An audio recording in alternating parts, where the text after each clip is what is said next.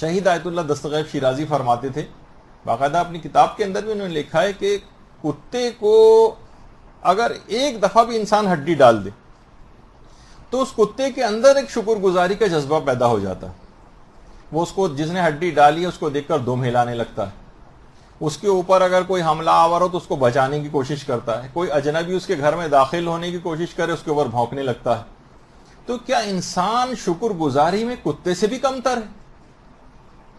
سوچئے آپ کہ اتنی نعمتیں اس پروردگار نے دی ہیں، اس کے سامنے سر کو نہیں جھکاتا ہے. آپ سے بہتر تو یعنی وہ فرماتے ہیں کہ ایسے افراد کے جو نماز نہیں پڑھتے یا جو نماز کو چھوڑتے ہیں ان سے یقیناً ایک کتا بہتر ہے. اور جو قرآن کی آیت بھی ہے، اولئک کالانعام بل ہم اضل، واقعتاً یعنی جانوروں سے بھی بدتر ہو گئے ہیں افراد کہ جو کہ نمازوں کو نہیں پڑھتے.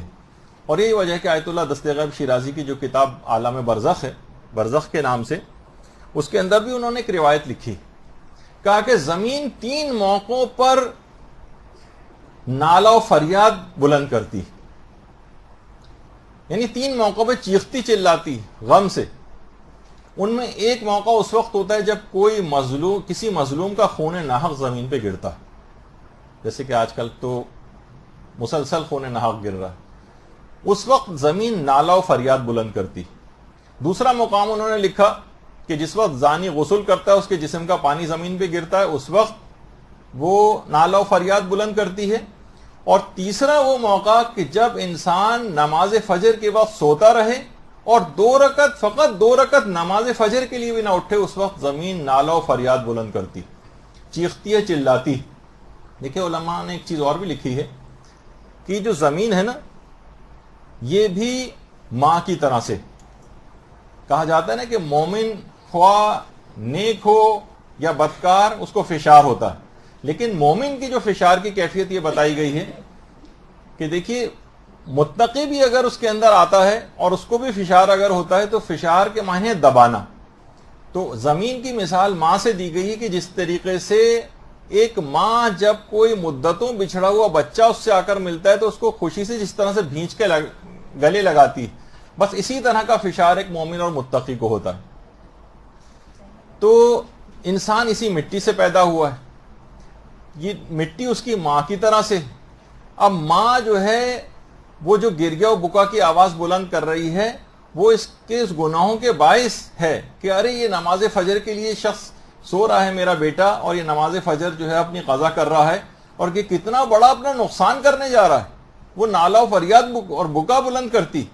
جیسے کوئی بچہ سارا سال جو ہے وہ محنت کرے، امتحان کی تیاری کرے اور پھر سوتا رہ جائے اور امتحان دینے کے لیے نہ جائے، تو ماں کیسے پریشان ہوگی، کیسے چیخے گی، چلائے گی کہ اس کا یہ سال ضائع ہو رہا ہے، ارے یہ سو کر اپنے سال کو کیسا، اپنے آپ کا کتنا بڑا نقصان کر رہا ہے. وہ چیخے گی، چلائے گی. بالکل اسی طریقے سے وہ زمین بھی نالا و فریاد بلند کرتی ہے کہ یہ نماز فجر کے وقت سو رہا ہے، یہ کتنا بڑا اپنا نقصان کرنے جا رہا ہے. وہ نالا و فریاد کی آوازیں بلند کرتی. وہ تو وہی جیسا بھی میں نے کہا کہ اگر واقعی ہمارے برزخی آنکھیں اور کان جو ہے کھل جائیں تو ہم ان چیخوں کی آوازوں کو اپنی آنکھوں سے سن سکتے ہیں. تو بہرحال یہ جو نماز ہے، یہ نماز مومن اور ملک الموت کے درمیان شفیع بھی بن جاتی. پھر ملک الموت اس نماز کی سفارش کی وجہ سے بہت آرام سے اس کی روح کو قبض کرتا.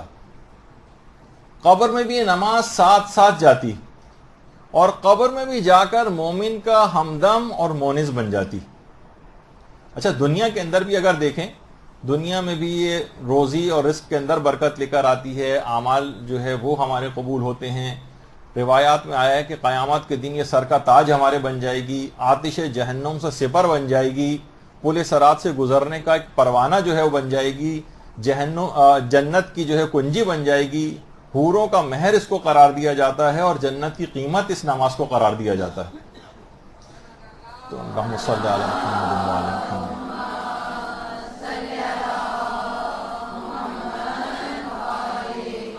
یعنی واقعتاً ایک ایسی چیز ہے نماز کہ ہر اب جو اس کا آپ کا ساتھ ہو گیا تو یہ پھر اس کے بعد جنت تک آپ کے ساتھ ساتھ جائے گی، اور ان تمام برزخی جو زندگی ہوگی اور عذابوں والا کوئی سلسلہ خدا نخواستہ آنے والا ہوگا تو ان سب کو یہ برطرف کروائے گی. اس کو اپنے ابھی سے اس کو اپنا ایک ایسا ساتھی اور دوست قرار دے دیں. اس سے ایک ایسی انسیت پیدا ہو جائے, پھر آپ دیکھیں گے ہر جگہ یہ مجسم ہو کر آپ کا ساتھ دے گی. اور یہی اسی کی وجہ سے کہا جاتا ہے روایتوں میں بھی کہ نماز کو میزان کہا گیا. اسی کی بنیاد پر اعمال تولے جائیں گے, قبول کیے جائیں گے, اسی کی بنیاد پر رد کیے جائیں گے. تو نماز کو اسی بنیاد کی وجہ سے اس کو میزان بھی کہا گیا. افسوس ہے کہ انسان اس نماز کو ضائع کرتا رہے, اور جو پڑھنے والے بھی ہیں, جو اس کو پڑھ بھی رہے ہیں, وہ اس طرح سے سرسری طور پر پڑھتے ہیں جیسے کوئی بہت بڑا بوجھ ہے جو ہمارے سر پر لاد دیا گیا ہو اور اس کو اتار کر پھینکنا ہو.